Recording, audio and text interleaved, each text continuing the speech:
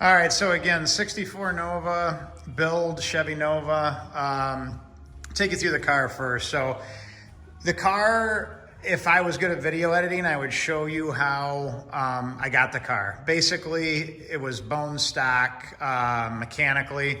Leaf spring rear end, drum brakes, the old school front end on it with the steering gearbox and, you know, the whole 9 yards. So, but the car was really clean. The body was really straight, which was the biggest thing I was really, focused on.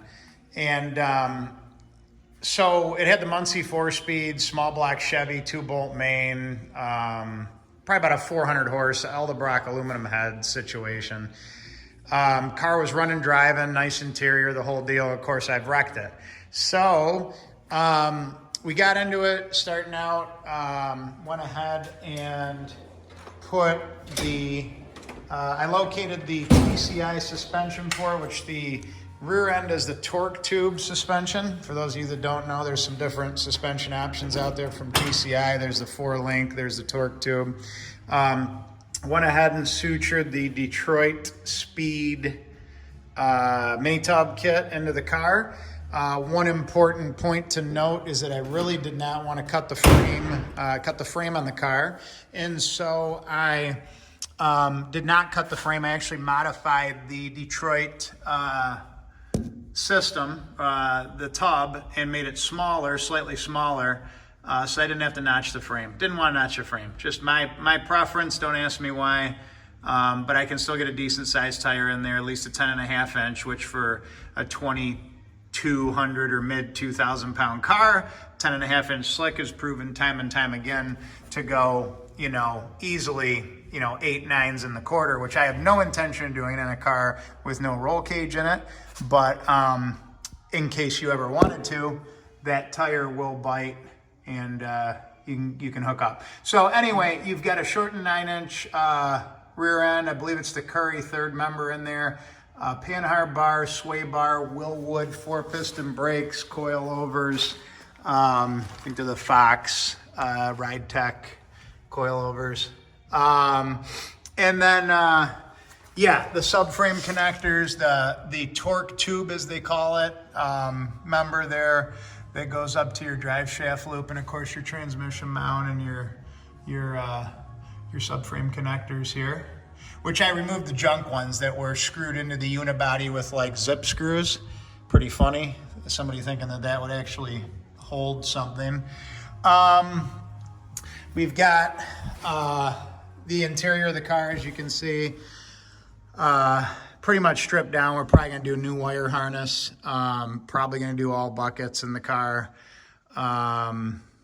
And gotta do a little more fab work here. But we got the I Did It column coming. We got the built 4L60. This was a point of contention. I really didn't want to mod the tunnel on the car.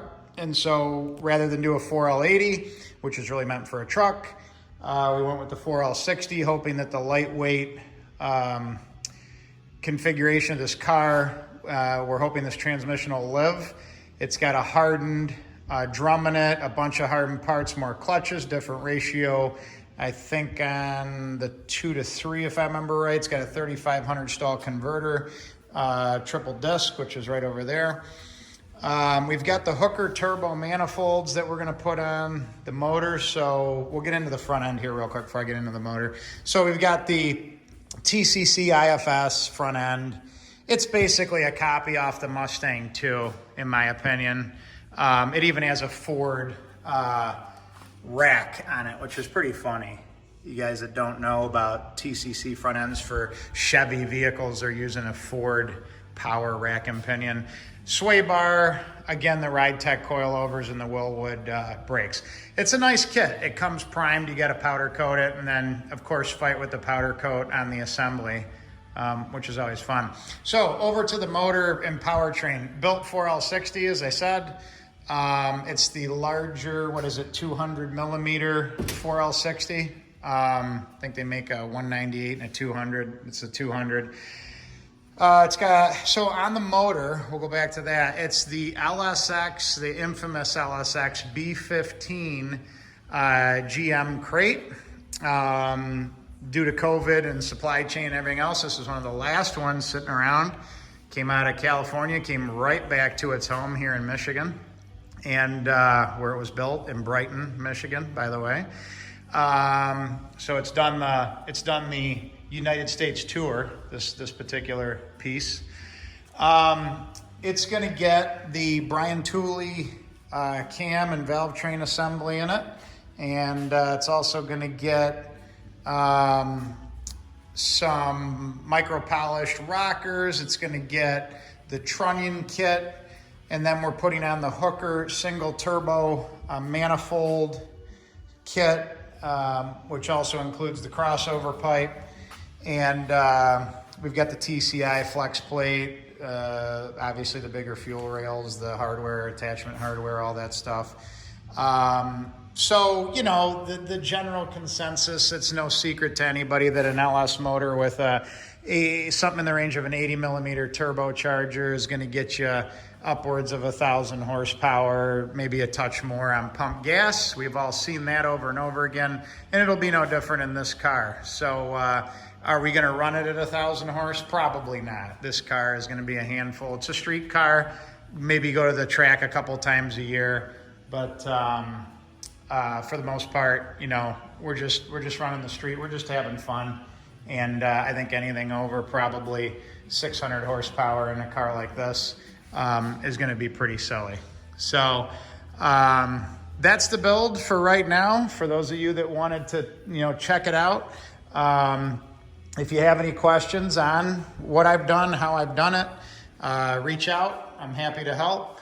I'm not completely done, so I can't answer all your questions, but I'll do the best I can. And when I check back in with you, we'll have the powertrain in the car, and we'll start getting into the plumbing and,